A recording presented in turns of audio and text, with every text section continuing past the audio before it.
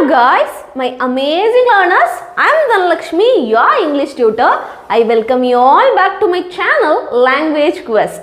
இன்னைக்கு கிளாஸ் பொறுத்த வரைக்கும் நீங்க பிகினர்ஸா இருக்கீங்க, இப்பதான் இங்கிலீஷ் லேர்ன் பண்ணிட்டு இருக்கீங்க, இப்பதான் கத்துக்கிட்டு இருக்கீங்க அப்படின்னா இன்னைக்கான கிளாஸ் உங்களுக்கு தான் அப்படின்னு சொல்றதுல எந்த டவுட்டுமே இல்லை. ஸோ பிகினர்ஸ்க்கான வீடியோ தான் இன்னைக்கு நம்ம பார்க்க போறோம். போர்டு பாருங்க டிரெக்டா. நீங்க சொன்ன மாதிரி, அவங்க சொன்ன மாதிரி, நான் சொன்ன மாதிரி, அவன் சொன்ன மாதிரி, அவள் சொன்ன மாதிரி, நாங்க சொன்ன மாதிரி, இந்த மாதிரி எல்லாம் பேசுறதுக்கு எப்படி இங்கிலீஷ்ல அப்படிங்கறத தான் இன்னைக்கு லேர்ன் பண்ண போறோம். அதுக்கு முன்னாடி நம்ம சேனலை இது வரைக்கும் சப்ஸ்கிரைப் பண்ணாதவங்க சப்ஸ்கிரைப் பண்ணிட்டு பக்கத்தில் இருக்கிற பெல் ஐக்கானையும் கிளிக் பண்ணி வச்சுக்கோங்க. அப்பதான் நம்ம போடக்கூடிய வீடியோஸ் உங்களை தொடர்ந்து வந்து சேரும். அப்புறம் என்ன, without any further delay let's get into the video. சரி பாருங்க, நீங்க சொன்ன மாதிரி அப்படின்னு சொன்னோம்னா என்ன எழுதலாம் இங்கிலீஷ்லனா? ஆஸ் யூ, நீங்கன்னு சொல்லியிருக்கோம் இல்லையா, அதனால ஆஸ் யூ செட். சொன்ன மாதிரி அப்படின்னா ஆல்ரெடி சொல்லியிருக்காங்கன்னு அர்த்தம். நீங்கள் சொன்ன மாதிரினா ஆல்ரெடி ஹேப்பன்ட் ஆக்ஷன் இல்லையா, நடந்து முடிஞ்சது, சொல்லிட்டாங்க ஆல்ரெடி. அப்போ தான் நீங்கள் சொன்ன மாதிரின்னு நம்ம சொல்லுவோம் இல்லையா. ஸோ ஆஸ் யூ செட் அப்படின்னு சொன்னால் நீங்கள் சொன்ன மாதிரின்னு அர்த்தம். இதுவே இப்படியும் சொல்லலாம். எப்படி? ஆஸ் யூ டோல்டுன்னு சொல்லலாம். ஆஸ் யூ டோல்டுனாலும் ஒன்று தான், நீங்கள் சொன்ன மாதிரின்னு தான் அர்த்தம் வரும். அப்போ அவங்க சொன்ன மாதிரி அப்படின்னு சொல்றதுக்கு நம்ம என்ன இங்கிலீஷில் எழுதலாம்? ஆஸ் அவங்க அப்படின்னா தே. அவர்கள் சொல்லும்போது இங்கிலீஷில் தேன்னு சொல்லுவோம். ஆஸ் தே செட், அவ்வளோதான், ஈஸி. இதை நம்ம எப்படின்னு எழுதலாம்? ஆஸ் தே டோல்டு அப்படின்னு எழுதலாம். ஓகேவா? அடுத்தது நான் சொன்ன மாதிரி அப்படி சொல்லும்போது நான் அப்படின்னு இங்கிலீஷில் சொல்கிறதுக்கு ஐ அப்படின்னு சொல்லுவோம். அப்போது as I set. Okay, as I set. இது எப்படின்னு எழுதலாம்? ஆஸ் ஐ டோல்டு அப்படின்னு எழுதலாம். அதுக்கப்புறம் அவன் சொன்ன மாதிரி, அப்போ அவன் அப்படின்னா இங்கிலீஷில் ஹீன்னு சொல்லுவோம் இல்லையா. அப்போ ஆஸ் ஹீ செட். இது என்னன்னு சொல்லலாம்? ஆஸ் ஹீ டோல்டு அப்படின்னு சொல்லலாம். ஓகேவா? சரி, அவள் சொன்ன மாதிரி அப்படின்னா என்ன? அவள் அப்படிங்கிறதுக்கு ஷீன்னு சொல்லுவோமா? அப்போ சொல்லுங்க, ஆஸ் போட்டு ஷீ செட்னு போடுவோம் இல்லையா. இது இன்னொரு மாதிரியும் சொல்லலாம். என்னென்ன? ஆஸ் ஷீ டோல்டு அப்படின்னு சொல்லலாம். அடுத்தது நாங்கள் சொன்ன மாதிரி, நாங்கள் அப்படி சொல்லும்போது we அப்படின்னு சொல்லலாம் இங்கிலீஷில். அப்போது இது எப்படி எழுதலாம்?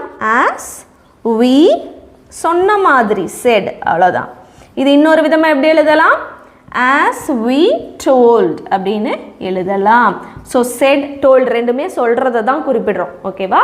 அப்போது இது ரெண்டுமே யூஸ் பண்ணலாம் அப்படின்னா எல்லா பிளேசஸ்லேயும் இந்த ரெண்டு விதமான ஃப்ரேஸ், எக்ஸாம்பிளுக்கு as they said, as they டோல்டுன்னே சொல்லலாமா, ரெண்டுமே மாற்றி மாற்றி யூஸ் பண்ணிக்கலாமா அப்படின்னு கேட்டால் தப்பு.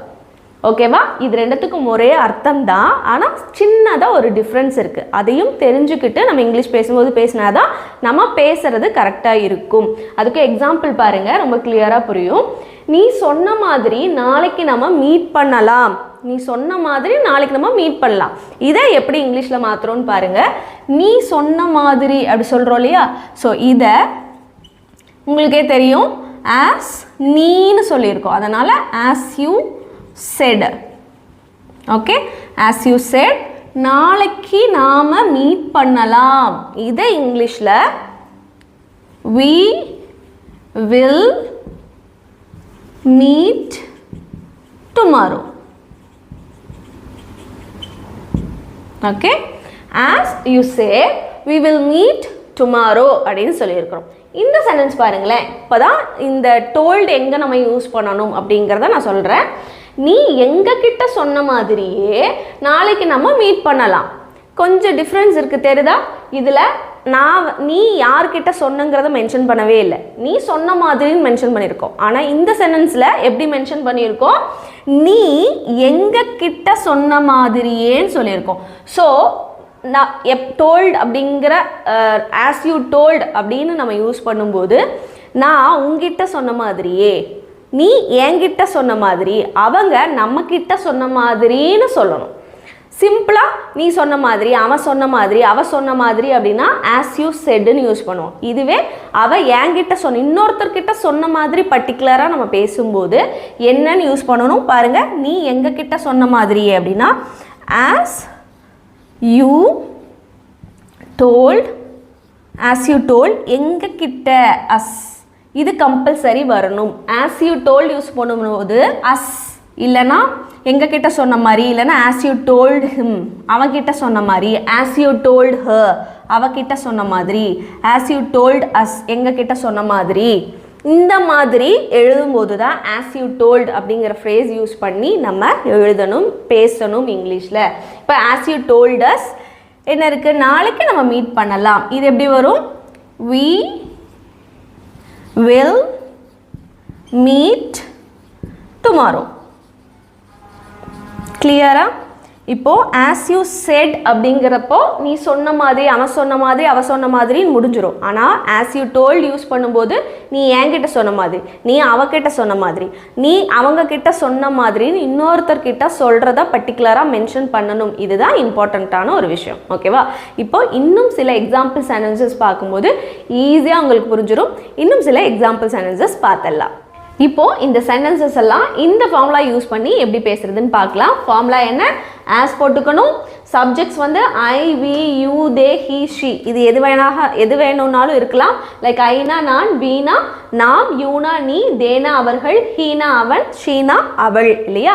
ஸோ சப்ஜெக்ட்ஸ் எதுவாக இருந்தாலும் அதுக்கப்புறம் நீங்கள் என்னென்னு போடணும், செட்டுன்னு போடணும். இதுதான் நம்ம யூஸ் பண்ணி இந்த சென்டென்சஸில் பார்க்க போகிறோம். ஃபர்ஸ்ட் ஒன் பாருங்கள், நான் சொன்ன மாதிரியே ரோடு அடைக்கப்பட்டிருக்கு. ஸோ இந்த இடத்துல நான்னு சொல்லியிருக்கோம். அப்போ என்ன யூஸ் பண்ணணும், நான் ஐ இல்லையா? அப்போது ஆஸ் போட்டுக்கணும். நான் சொன்ன மாதிரியேன்னு சொன்னனால ஆஸ் போட்டு ஐ போட்டுக்கணும் இல்லையா? ஆஸ் ஐ செட் ரோடு அடைக்கப்பட்டிருக்கு அப்படின்னா த ரோடு இஸ் பிளாக்டு அப்படின்னு, ரோடு அடைக்கப்படுறது வந்து பிளாக்டுன்னு சொல்லுவோம். ஓகேவா? இப்போது as I said the road is blocked அப்படின்னு சொல்லியிருக்கிறோம்.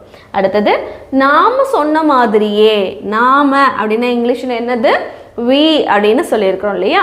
ஸோ அப்போ என்ன யூஸ் பண்ணணும், as போடுவோம், நாம as we போடுவோம், சொன்ன மாதிரியே சொல்கிறதுக்கு செட்டுன்னு சொல்கிறோம் இல்லையா? அப்போ as we say வெயிட் பண்ணுறதே நல்லது தான். என்ன சொல்லியிருக்கிறோம், நாம் சொன்ன மாதிரி வெயிட் பண்ணுறதே நல்லது தான். அப்போது இட்ஸ் வெயிட் பண்ணுறதே நல்லது தானா, இட்ஸ் பெட்டர் டு வெயிட், அவ்வளோதான். இட்ஸ் பெட்டர் டு வெயிட்னா வெயிட் பண்ணுறதே நல்லது அப்படின்னு அர்த்தம். பிகினர்ஸாக இருக்கவங்களுக்கு எப்படி இதெல்லாம் புரியும், பிகினர்ஸ்னால் சின்ன சின்ன வார்த்தைகள், சின்ன சின்ன சென்டென்ஸ் சொல்லி கொடுத்தா தானே புரியும் அப்படின்னு நீங்கள் யோசிக்கலாம். ஆனால் பிகினர்ஸாக இருந்தாலும் ரொம்பவே கிராமட்டிக்கலாக நீங்கள் போனீங்க, லைக் வேர்பு, நவுனு அந்த மாதிரி ரொம்ப டீட்டெயிலாக கற்றுக்கிட்டு நம்ம ஒரு விஷயம் கற்றுக்கிறத விட இந்த மாதிரி டிரெக்டாக சின்ன சின்ன சென்டென்சஸ், கொஞ்சம் பெரிய சென்டென்சஸ்லாம் டிரெக்டாக கற்றுக்கிட்டு அதை நம்ம மெமரி பண்ணிக்கணும். அவ்வளோதான், வேறு வழியே இல்லை. ஞாபகம் வச்சுட்டு நம்ம பேசும்போது யூஸ் பண்ணி ப்ராக்டிஸ் பண்ணாலே உங்கள் ஃப்ளூவன்சி சூப்பராக இம்ப்ரூவ் ஆகும். நீங்களும் இங்கிலீஷ் வந்து சீக்கிரமாக லேர்ன் பண்ணிக்கலாம். ஓகேவா? சரி, நெக்ஸ்ட் ஒன் பாருங்கள். நீ சொன்ன மாதிரி குழந்தைகள் வெளியே விளையாடுறாங்க. நீ சொன்ன மாதிரி அப்படி சொல்கிறோம். அப்போ நீனா இங்கிலீஷில் யூ இல்லையா? நீ சொன்ன மாதிரி அப்படின்னா என்ன வரும், ஆஸ் நீங்கனால யூ said. நெக்ஸ்ட் குழந்தைகள் வெளியே விளையாடுறாங்க, அப்படி சொல்கிறோம். அப்போ the kids are playing, விளையாடுறாங்கன்னா playing, வெளியே சொல்கிறோம் இல்லையா? அப்போ outside. Okay, as you said the kids are playing outside அப்படின்னு சொல்லணும். அடுத்தது அவங்க சொன்ன மாதிரி.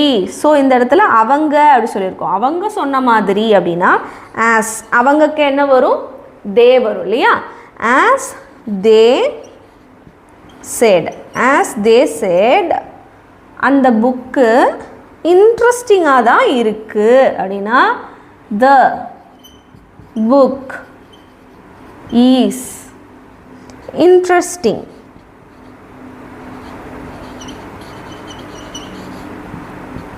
ஓகே, ரீட் பண்ணுங்க. as they said the book is interesting அப்படின்னு சொல்லணும். அடுத்தது இப்போ பாருங்க told யூஸ் பண்ணி சொல்ல போகிறோம். நீ சொன்ன மாதிரியேன்னு சொல்கிறதுவே வந்து என்னது told யூஸ் பண்ணி சொல்ல போகிறோம். பாருங்க ஃபார்முலா என்ன, as போட்டுக்குவோம். I, we, you, they, he, sheன்னு சப்ஜெக்ட்டுக்கு தகுந்த மாதிரி சூஸ் பண்ணிக்கணும். அதுக்கப்புறம் toldன்னு தான் இந்த மாதிரியான சென்டென்சஸ்க்கு கம்பல்சரி யூஸ் பண்ணணும். ஸோ ஃபர்ஸ்ட் ஒன் பாருங்க, நான் அவர்கிட்ட சொன்ன மாதிரியே, நான் அவர்கிட்ட இன்னொருத்தர்கிட்ட பர்டிகுலராக இன்னொரு ஸ்பெசிஃபிக்கான இன்னொரு பர்சன் கிட்ட நம்ம சொல்கிற மாதிரியே சொல்லியிருக்கோம். அப்போ நான் அவர்கிட்ட சொன்ன மாதிரியே இப்படி சொல்கிறதுக்கு என்ன தான் யூஸ் பண்ணணும், டோல்டு தான் யூஸ் பண்ணணும். ஆஸ் ஐ, நான் இல்லையா, ஆஸ் ஐ டோல்ட் யார்கிட்ட, அவர்கிட்ட, அப்போ ஹிம்னு போடணும். ஓகேவா, அவர்கிட்டனா him. As I told him. நம்ம கார்லேயே போகலாம், we will, கார்லேயே போகலாம் அது சொல்லும்போது we will go by car. So இந்த இடத்துல காரில் போகலாம், பஸ்ஸில் போகலாம் அப்படிலாம் சொல்லும்போது, இல்லை ட்ரெயினில் போகலாம் அப்படிலாம் சொல்லும்போது பை கார், பை பஸ்ன்னு தான் சொல்லணும். இன் கார், இன் ட்ரெயின் அப்படிலாம் சொல்லக்கூடாது.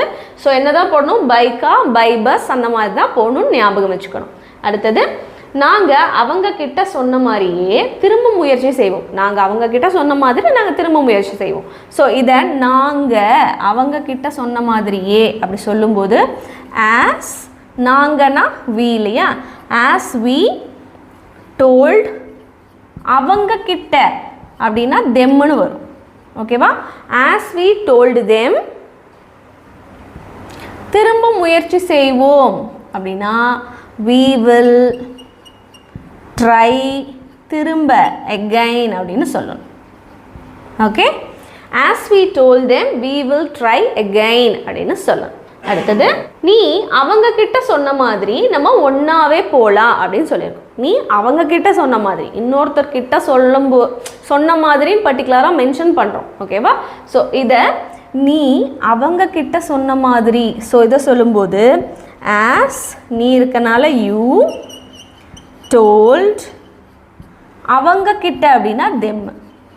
ஓகேவா, ஆஸ் யூ டோல்ட் தெம் நம்ம ஒன்றாவே போகலாம், we will go together. Okay, as you told them we will go together அப்படின்னு சொல்லணும். அடுத்தது அவங்க என்கிட்ட சொன்ன மாதிரி நான் ஏற்கனவே இமெயில் அனுப்பிட்டேன், அவங்க என்கிட்ட சொன்ன மாதிரி ஏற்கனவே இமெயில் அனுப்பிட்டேன்னு சொல்கிறோம்.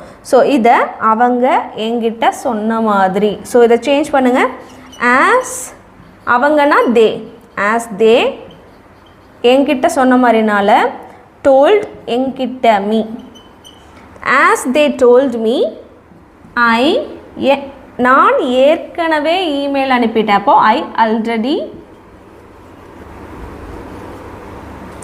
sent the email. Okay, just read the sentence now. As they told me I already sent the email அப்படினு சொல்லணும்.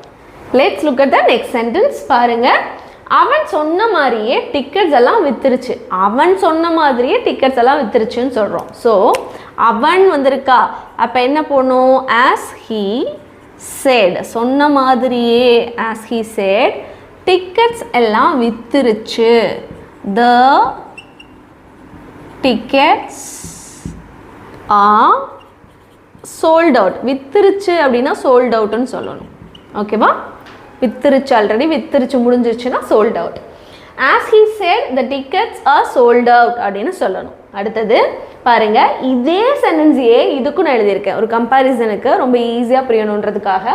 சேம் சென்டென்ஸ் தான், பட் டோல்டு யூஸ் பண்ணி எப்படி மாற்றலான்றது பாருங்க. அவன் அவள் கிட்ட சொன்ன மாதிரி, இந்த இடத்துல அவன் சொன்ன மாதிரின்னு போட்டோம், ஆனால் இங்கே அவன் அவள்கிட்ட இன்னொருத்தர்கிட்ட சொன்ன மாதிரின்னு சொல்கிறோம். அப்போ தான் நம்ம என்ன யூஸ் பண்ண போகிறோம், டோல்டு யூஸ் பண்ண போகிறோம். ஸோ அவன் அவகிட்ட சொன்ன மாதிரியே அப்படின்னா என்ன போடுவோம், ஆஸ் அவன்கிறனால ஹீ, டோல்டு எதுக்கு அவகிட்ட அப்படின்னு வந்திருக்கு பர்டிகுலராக, அதனால் டோல்டுன்னு நம்ம யூஸ் பண்ணியிருக்கோம். ஆஸ் ஹீ டோல்டு, அவகிட்டனா ஹர். அப்புறம் என்னது, த சேம் திங், டிக்கெட்ஸ் எல்லாம் வித்துருச்சுன்னா the tickets are sold out. ரொம்ப ஈஸி இல்லையா? இன்னொருக்கிட்ட சொல்கிற மாதிரி வந்ததுன்னா என்ன போடுவோம்? டோல்டுங்கிறத போடுவோம் இல்லையா? சரி, நெக்ஸ்ட் ஒன். அவள் சொன்ன மாதிரியே விலை ரொம்ப அதிகமாக இருக்குது. அவள் சொன்ன மாதிரியே விலையெல்லாம் ரொம்ப அதிகமாக இருக்குது. ஸோ அவள் அப்படி வந்திருக்கு இல்லையா? அதனால் ஆஸ் ஷீன்னு போடணும். ஆஸ் ஷீ சேட் என்னது? விலை ரொம்ப அதிகமாக இருக்குது. த ப்ரைஸ், விலைனா ப்ரைஸ், ஈஸ் ரொம்ப அதிகமாக இருக்குது அப்படின்னா is too high. Okay, as she said the price is too high அப்படின்னு சொல்லணும். இதையவே இங்கே பாருங்க, அவள் என்கிட்ட சொன்ன மாதிரி, இங்கே யார்கிட்ட சொன்னோன்றது மென்ஷன் பண்ணல, இங்கே சொல்லியிருக்கோம் அவள் என்கிட்ட சொன்ன மாதிரியேன்னு. ஸோ இது எப்படி எழுதுவோம்? as அவள், she told, என்கிட்ட அப்படின்னா மீன்னு போடுவோம். ஓகேவா? ரிமைனிங் ஸ்டெப்ஸ் எல்லாம் இந்த செகண்ட் இருக்கக்கூடிய சென்டென்ஸ் அப்படியே வந்துடும். என்னது? as she told me என்ன வரும்? the price is too high அப்படின்னு இங்கே எழுதிடும் இல்லையா? ஸோ அதை நான் எழுதலை. ஸோ இதுதான் நமக்கு தேவைங்கிறனால இதோட நான் முடிச்சிட்டேன். ஓகேவா? ஸோ அவள் என்கிட்ட சொன்ன மாதிரினா as she told me அப்படின்னு சொல்லணும். அடுத்தது, நீ சொன்ன மாதிரி இப்பெல்லாம் நல்லா தான் போகுது. நீ சொன்ன மாதிரி எல்லாமே நல்லா தான் போகுது அப்படின்னா என்னென்னு மாற்றுவோம்? நீ சொன்ன மாதிரி as நீ வந்திருக்கு இல்லையா? அப்போ as you said. இப்போ எல்லாம் நல்லா தான் போகுது அப்படின்னா everything is fine. இப்போ எல்லாம் சொல்லியிருக்கோம் இல்லையா? அதனால் now. Okay, as you said everything is fine now அப்படின்னு எழுதியிருக்கிறோம். இது பாருங்க. சரி, இது இங்கேயும் ட்ரை பண்ணலாம். நீ அவங்க கிட்ட சொன்ன மாதிரியே, என்ன சொல்லியிருக்கிறோம்? நீ சொன்ன மாதிரியேன்னு சொல்லியிருக்கோம். இங்கே நீ அவங்க கிட்டன்னு பர்டிகுலராக இன்னொரு பர்சனை மென்ஷன் பண்ணியிருக்கோம் இல்லையா? சரி, இது as நீ you told அவங்க கிட்ட அப்படின்னா told them, அவ்வளோதான்.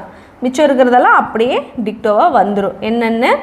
as you told them everything is fine now. நீ அவங்க கிட்ட சொன்ன மாதிரி எல்லாமே நல்லா தான் போகுது, இப்போ எல்லாமே நல்லா தான் போகுது அப்படின்னு சொல்லியிருக்கிறோம். இப்போ லாஸ்ட் ஒன். நீ சொன்ன மாதிரியே நான் ஆர்கியூ பண்ணலை. நீ சொன்ன மாதிரியே நான் ஆர்கியூ பண்ணலை. இதில் பாருங்கள், நீ அவன்கிட்ட சொன்ன மாதிரியே இன்னொருத்தரை மென்ஷன் பண்ணியிருக்கோம் இல்லையா? நீ அவன்கிட்ட சொன்ன மாதிரியே அவன் ஆர்கியூ பண்ணலைன்னு சொல்லியிருக்கோம். ஸோ இந்த ரெண்டு சென்டென்ஸும் இன்றைக்கி உங்களுக்கான ஹோம்ஒர்க். இந்த ரெண்டு சென்டென்ஸையும் எப்படி நம்ம இங்கிலீஷில் பேசணும் அப்படிங்கிறத காமெண்ட்டில் சொல்லுங்கள். இன்றைக்கி இதோட சக்ஸஸ்ஃபுல்லாக சூப்பரான ஒரு லெசன் பார்த்து முடிச்சிருக்கோம். கண்டிப்பாக ரொம்பவே யூஸ்ஃபுல்லான ஒரு லெசன் தான். யாருக்கு? எஸ்பெஷலி எல்லாருக்குமே யூஸ்ஃபுல்லான லெசன். எஸ்பெஷலி சொல்லணுன்னா பிகினர்ஸ் அவங்களுக்கு ரொம்பவே யூஸ்ஃபுல்லான லெசன் நான் சொல்லுவேன். நீங்களும் அதே மாதிரியே நினச்சிங்கன்னா நீங்கள் செய்ய வேண்டிய ஒரே விஷயம், நம்ம சேனலை சப்ஸ்கிரைப் பண்ணிவிட்டு பக்கத்தில் இருக்கிற பெல் ஐக்கானையும் கிளிக் பண்ணிக்கோங்க. அப்போ தான் நம்ம போடக்கூடிய வீடியோஸ் உங்களை தொடர்ந்து வந்து சேரும். நான் உங்களை இன்னொரு யூஸ்ஃபுல்லான வீடியோவில் பார்க்குறேன். Until then, take care. Bye-bye.